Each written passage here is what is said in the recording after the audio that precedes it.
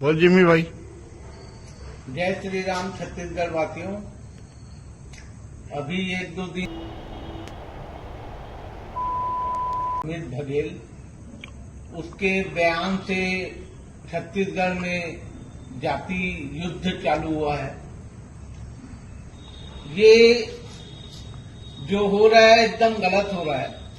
और कोई कुर्मी है, कोई मारवाड़ी है, जैसे मैं मारवाड़ी हूं, मेरे को बहुत दुख लगा वो अग्रसेन जी के बारे में बोला।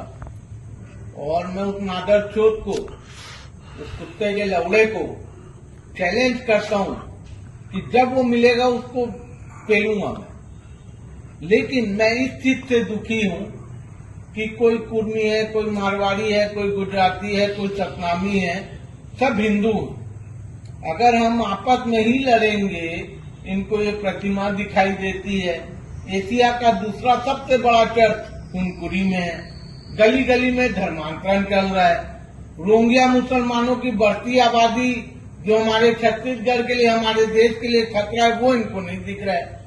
हमें जिनसे लड़ना है उससे तो हम नहीं लड़ पा रहे हैं।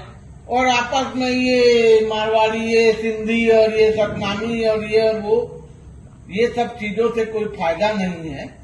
और हमें एकजुट होकर रहना चाहिए। कोई जाति छोटी या बड़ी नहीं होती, सब एक है, हिंदू है। यही सोच के आगे बढ़ना चाहिए और जिनसे लड़ना है उन्हीं से लड़ना चाहिए। मैं मारने और मरने दोनों का डर खत्म कर चुका हूं, लेकिन उसकी एक सही सीमा है, जहां मेरे को मारना है और जहां मेरे को मरना है।